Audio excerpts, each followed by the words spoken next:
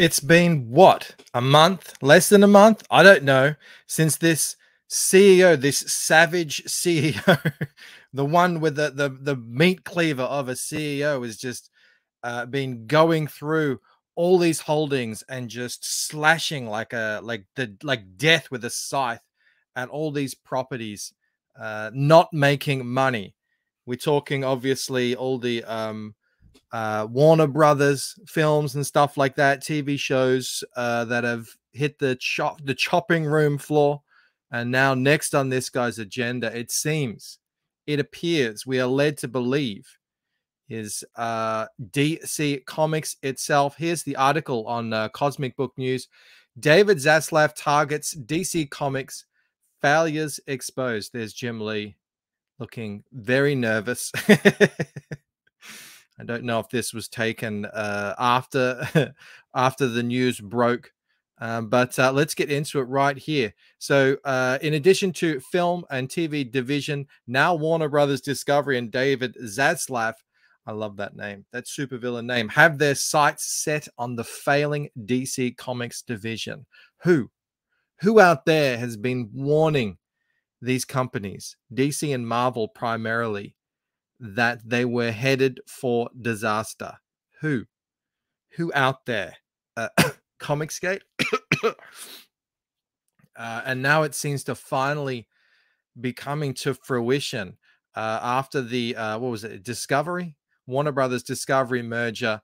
All of a sudden people are looking to the books, they're going to the numbers, they're going to the figures. Finally, we've been here banging our heads against the wall saying, why doesn't it matter anymore if any of these things make any money? We could see, we've been able to see for years that these comics aren't making any money. They can't possibly be. They're not selling enough. We know what it costs to make these things and distribute them and all this sort of stuff. They can't possibly be making any money. They haven't been making any money. What does this article say here? It says, as I've been reporting on this for years, DC Comics has been in dire straits due to its SJW and woke agenda, where the company doesn't care about the fans, doesn't care about the characters, doesn't care about quality content, and doesn't care about making money. It couldn't go on forever. It just can't.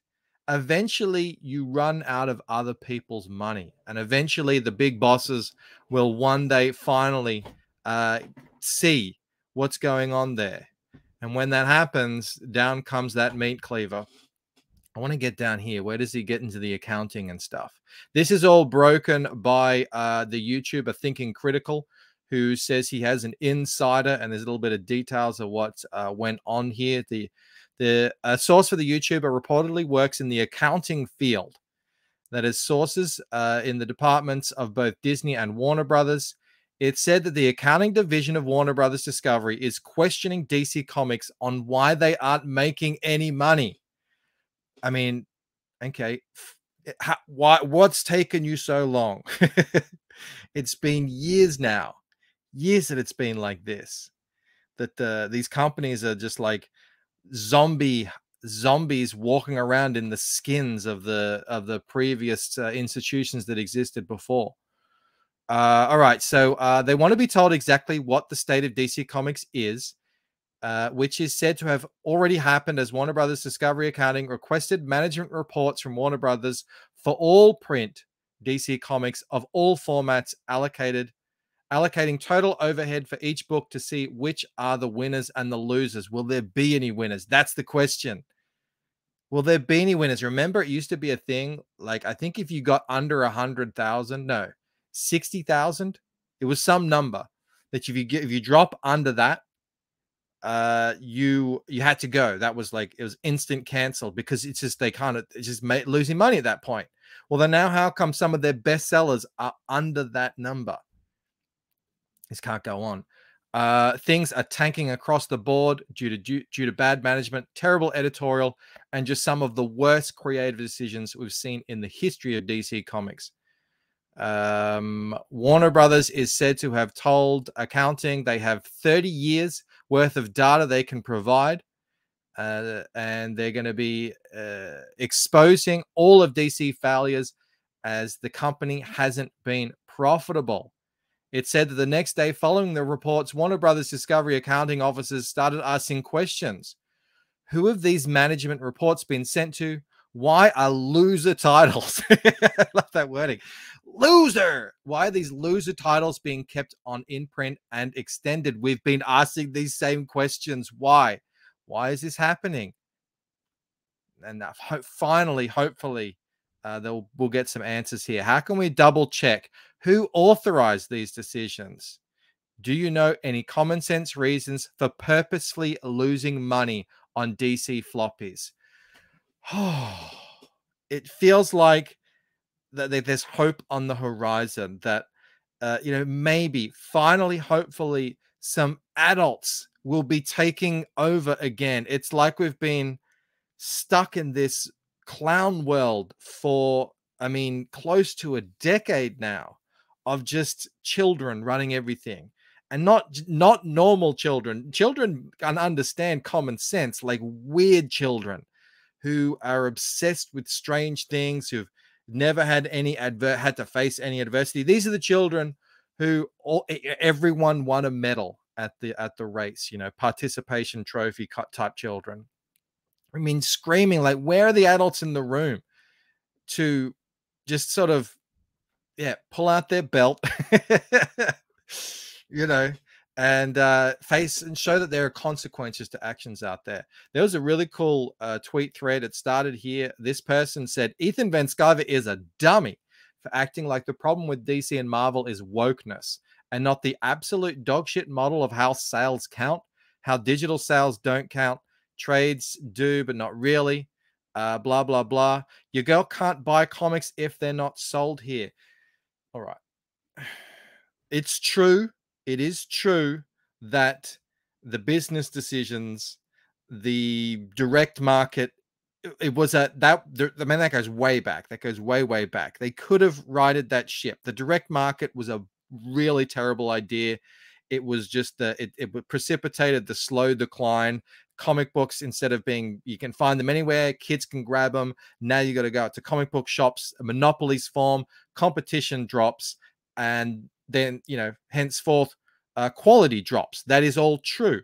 I fell out of comics because I was just wanted to buy Spider-Man comics, and then you had to, oh no, I have to buy Avengers West Coast and East Coast and blah blah blah, and all of a sudden, instead of having to only buy a couple of comics a month, I had to buy 12 just to keep up with the story I was reading. And that, that was a business decision that editorial made in the day. This is all true. But let's go back here. Hang on, let me go back here, actually. As Ethan points out, the fundamental problem is that the comics don't make enough money for the parent companies versus the manpower and publishing the publishing houses require. The corporations only care about IP. At first, comics compensated for this by claiming to be necessary as cheap creative research and development. Okay, so it's not as though those issues that this person describes didn't happen. They absolutely did, but it in a way. But if you can't sell these things, if that you're turning off readers, if at a fundamental level you're not making enough money in selling them because they're going in these strange directions, then it doesn't matter how well you can account where things are selling and how they're selling and all that sort of stuff, which is, anyway, he gets into it later. But soon it became clear, Ethan goes on, soon it became clear that Hollywood could build off what they've already been creating and generate better Batman stories than DC Comics ever could. Marvel and DC pivoted to become woke propaganda for their parent companies for tax credit and ESG. That happened. And directly after, sales tanked hard. It's not one thing, it's all these things. Like Thinking Critical pointed out here.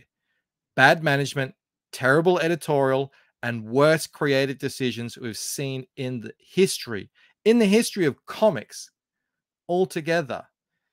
People didn't want woke propaganda. They just didn't. It's all of it in together. Turns out most people don't want to read comics if they're poisoned with social justice. Now it's only a matter of time for DC Comics. Marvel Comics is healthier, but Disney doesn't need them either. When DC Comics closes, they'll go pretty quickly hereafter. And he goes on to say, to point out that this person tweeting here doesn't like it's silly. How she's suggesting that the problem is that we don't have an accurate account of comic sales, and that's somehow the issue.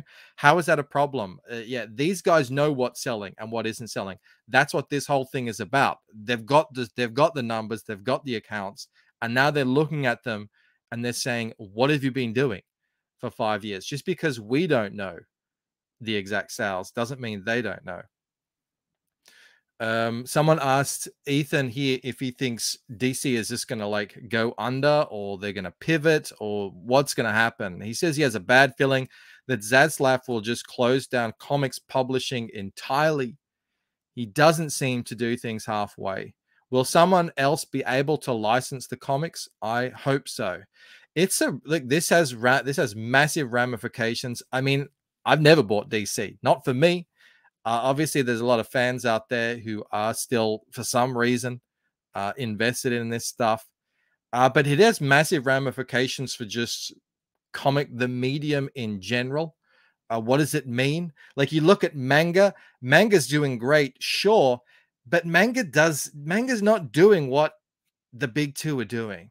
Everyone, when they tell me about manga that they love, they're talking about real stories, actual characters, that are, have a history, and they're like real remember real characters, remember real stories. That's not what anyone seems to be putting out from the big two, from American comics, over the last 5 years. To me, it feels like these characters are not characters like Superman, all the Spider-Man across the multiverse. That's another thing, multiverses. Like, whose idea is this to make this the norm, the multiverse? It drives readers away because they're like, well, nothing matters anymore. Why would I care? Nothing matters. We'll just jump to another universe, and all the characters that died are back again. And see the problem here? The characters themselves are avatars of the writers. It's not Spider-Man being written by this guy. No, it's this guy as Spider-Man, or this woman who's in a wheelchair, or it's madness. It's madness. So it's all of these things. It's all of these things. It's the business decisions they made. It's the direct market. It's the flow-on result of that. But it's also the fact that no one wants to read these token characters, and the phantom audience that they've been chasing for, I don't know, 10 years, really chasing over the last 5 years. It doesn't exist. They're like, oh, we want everyone to feel represented. Yeah, but they're not reading, they're not buying the comics. So how long did you think this was going to go on for? Sure, Comicsgate, there will be an element of schadenfreude, an element of crowing going on as we sit back and watch this industry that we tried desperately to get them to correct their course on. Watch them sink into the Atlantic. But yeah, look, I don't know. I don't know what this means for the medium. Will it mean that if DC does tank, does that mean a flood of fans will come to the indies because they want to read more comics? Or will it just mean they just stop entirely because they're like, well, I was only really interested in Batman or Superman or Flash or whatever? Will they just stop reading comics altogether? What if DC just like kills it as it is and then starts fresh with just the main characters? What if Marvel does that? What if they somehow become awesome again? I don't see that happening anytime soon, but with a guy like Zaslav at the helm, who knows? Hey, but you don't have to wait like that long. You can come check out CG now, right now. Check out what we're doing here, creator-owned comics in Comicsgate, and see an amazing slew of titles that have already been produced. There are more being produced every month. This is the new revolution. This is the most exciting place in comic books right now. We're not on a slow decline. We are on a crazy ramp up. Look, we just added Doomsday Kingdom. Here's a Here's a new zombie book from Ronnie Hayes and James Milne. We just added this to the site. We're trying to get this site up to have 100 titles on it. That would be awesome. The problem is so many of these books keep selling out. It's a great problem to have. Go check it out, guys. If you enjoyed this video, please do give it a like. Consider subscribing. Get the bell on. I'm getting better and better at this. Sign up to Paint to Death. That's my book. It's the sequel to Waking Dream. Where is it? It's down here. Look at it. It's looking great. And also, what was the last one? Oh, yeah. Consider becoming a member. You are helping to pay to create new comics. That's it from me. I will see you on the next video. All right. Bye.